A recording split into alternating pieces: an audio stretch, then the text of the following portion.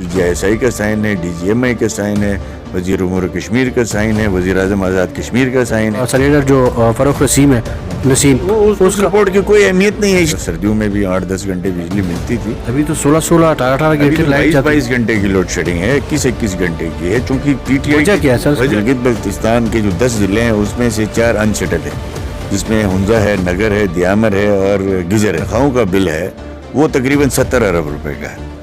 اس کے علاوہ جو گورنمنٹ باقی صوبوں کا کتنا ہے اگر کمپیئر کیا جائے تو میرے خیال میں اس وقت ہم ورسٹ پوزیشن میں ہیں. آپ بڑے عوامی اور دبنگ وزیر اعلیٰ رہ چکے ہیں, اس وقت GB کا جو بجٹ ہے وہ کتنا ہے؟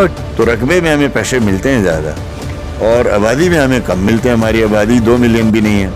سر پنجاب نے آپ نے بات کی, پنجاب اور سندھ, KPK اور بلوچستان, ان کے پاس جو سرکاری زمین ہے وہ تو سب کے سامنے ہے, بلکہ آپ کے علم میں ہے.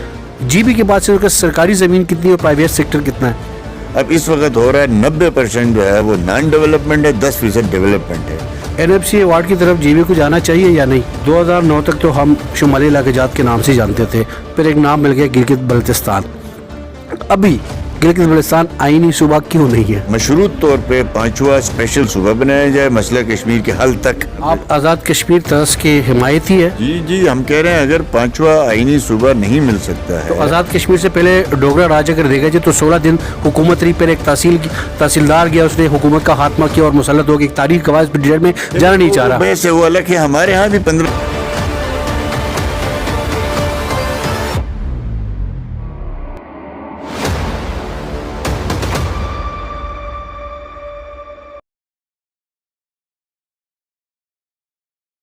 بسم اللہ الرحمن الرحیم. السلام علیکم ناظرین, میں ہوں برمین اور آپ دیکھ رہے ہیں لب آزاد TV. آج جو شخصیت کے ساتھ میں تشریف فرماؤں کسی تعارف کی محتاج نہیں ہے, بڑے دبنگ وزیر اعلیٰ GB رہ چکے ہیں, حافظ حفیظ الرحمان صاحب. سر آپ کا بہت بہت شکریہ. مہربانی جی, بہت شکریہ. سر GB کی جو مسائل ہے, جو سیاسی مسائل ہے یا جو آئینی مسائل ہے, اس کا حل کیا ہوگا؟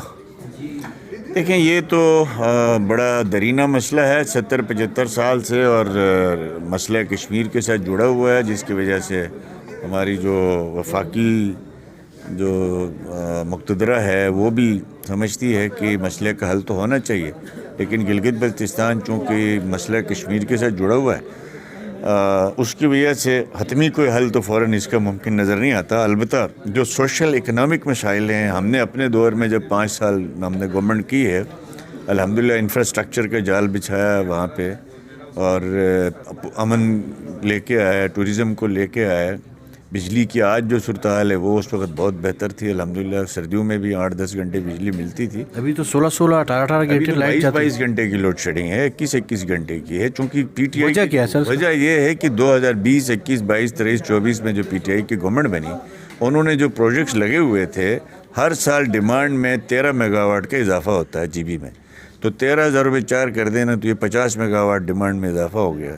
اور بجلی کی جو طلب ہے وہ اس میں 50 میگا واٹ اضافہ ہو گیا, اور جو رسد ہے وہ آپ کی جو ہے گرنے شروع ہو گئی. تو آبادی بھی بڑھ گئی, ہوٹل بھی زیادہ آ گئے, انڈسٹریز بھی زیادہ لگ گئی. تو اس کی وجہ سے جو ہر سال ہم سسٹم میں 8-10 میگا واٹ بجلی شامل کرتے تھے وہ انہوں نے نہیں کیا. جو بھی PSDP کے منصوبے تھے, یہ خان صاحب کے دھرنے اور بنی گالا اور زمان پارک کے سیر و سیاحت کے علاوہ, وسائل وہاں لگانے کے علاوہ, انہوں نے گورننس پہ فوکس نہیں کیا, جس کا جو ہے وہ ہم نے آج نہیں, ہر سال ہر ہفتے پریس کانفرنس کر کے ہم بتاتے رہے کہ اگر آپ فلاں پروجیکٹ کے اوپر دھیان نہیں دیں گے تو بالفرض گلگت میں ایک 40 میگا واٹ کا پروجیکٹ ادھورا پڑا ہوا ہے, ایک 16 میگا واٹ کا پروجیکٹ ادھورا پڑا ہوا ہے جو 2021 میں بننا چاہیے تھا, تیار ہونا چاہیے تھا. بلتستان میں 26 میگا واٹ ادھورا پڑا ہوا ہے, 36 میگا واٹ ادھورا پڑا ہوا ہے. وہ منصوبے جس پہ گورنمنٹ کا فوکس ہونا چاہیے اس کے بجائے انہوں نے لیڈرشپ چمکانے پہ دھیان دیا, وسائل لگا کے ٹویٹر پہ اپنے آپ کو ٹاپ ٹرینڈ پہ لانا اور عمران خان کے سپاہی بننے پہ ترجیح دی. نتیجہ یہ ہوا کہ گلگت بلتستان اس وقت جو ہے وہ ایک کوہرام میں پھنسا ہوا ہے. ہم نے اپنے دور میں GB کا پہلا کینسر ہاسپٹل بنایا, پہلا کارڈیالوجی ہاسپٹل الحمدللہ ہم نے بنایا.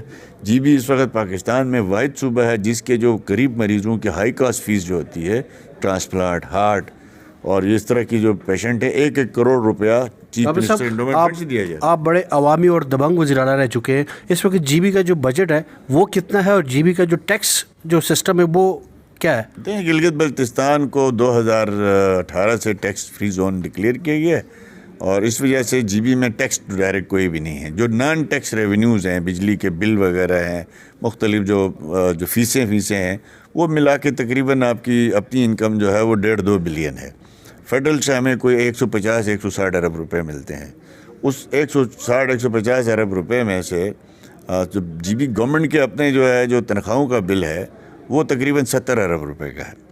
اس کے علاوہ جو گورنمنٹ باقی صوبوں کا کتنا ہے اگر کمپیئر کیا جائے تو میرے خیال میں اس وقت ہم ورسٹ پوزیشن میں ہیں. ہمارے دور میں یہ 45-55 تھا، یعنی ہمارا 45 ہوتا تھا ڈیولپمنٹ، 55 ہوتا تھا نان ڈیولپمنٹ. اب اس وقت ہو رہا ہے 90% جو ہے وہ نان ڈیولپمنٹ ہے، 10% ڈیولپمنٹ ہے.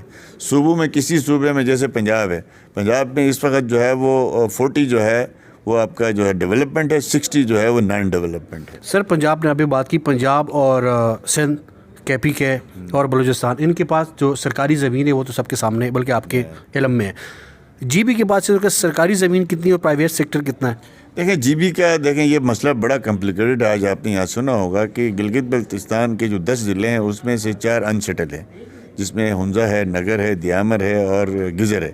یہ یہاں پہ گورنمنٹ کی ایک مرلہ زمین بھی نہیں ہے، بندوبست ہی نہیں ہوا. اور باقی جو 4 ہمارے 6 بڑے اضلاع ہیں، گلگت ہے، اسکردو ہے، شگر، کھرمنگ، استور وغیرہ، یہاں پہ یہ سیٹل ہیں. یہاں پہ خالصہ لینڈ تھا، تو اب اس کے لیے لیجسلیشن ہم نے اپنے دور میں متعارف کروائی تھی، اور کوشش یہی تھی کہ اس میں سے جو خالصہ لینڈ ہے اس کا ٹائٹل کاٹ کے اس کو گورنمنٹ لینڈ کرایا جائے. اور اس پہ ایشو ہے پبلک کا، ایک بل اسمبلی میں جانا ہے جس کے اندر لینڈ ریفارمز ہم نے تجویز کی ہوئی ہیں ہماری کولیشن گورنمنٹ میں. ہماری گزارش یہ ہے کہ کوئی بھی بنجر زمین ہے اس کا جو ہے وہ 20% سے 30% گورنمنٹ لوگوں کے لیے اٹھائے، گورنمنٹ لینڈ ڈکلیئر کرے، باقی زمین امیجیٹلی تمام لوگوں میں تقسیم کی جائے. این ایف سی ایوارڈ کی طرف جی بی کو جانا چاہیے یا نہیں؟ جی بالکل، میں سمجھتا ہوں کہ جو کیلکولیشن ہے اس کو دیکھنا چاہیے کہ ہمارا رقبہ ہے، ہمارا جو آزاد کشمیر ہمارے اسکردو سے بھی کم ہے رقبے کے لحاظ سے، یعنی کے پی سے 30% کم ہمارا رقبہ ہے.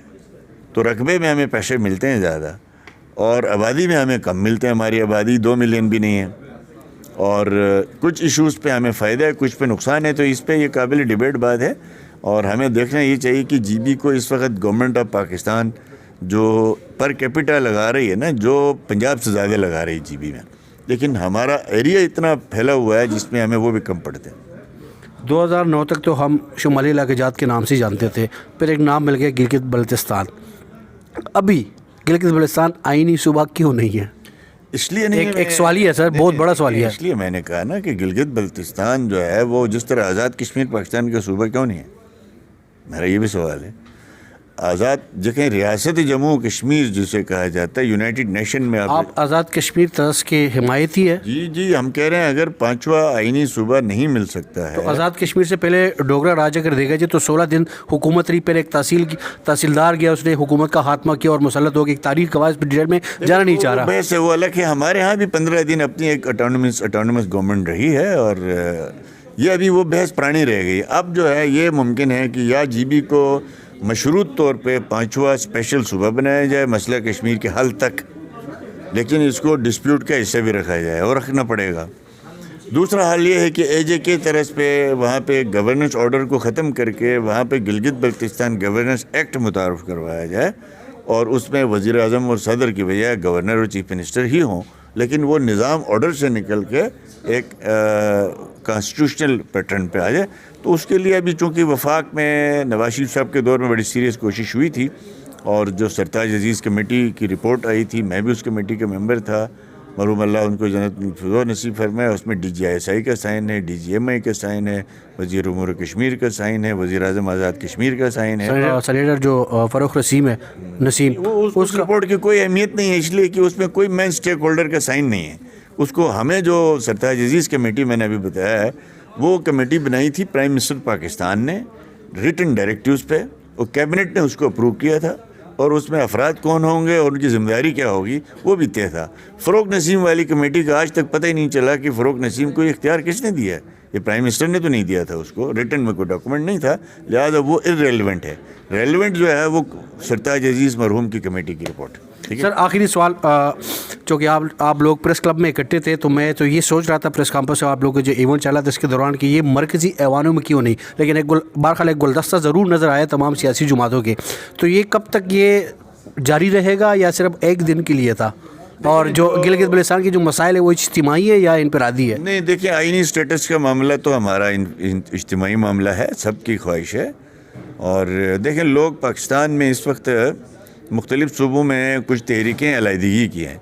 हमारे हैं कि तहरीक पाकिस्तान के आइन में शामिल करो, तो इसलिए, और ये तो हमारा मुश्तरका मामला है।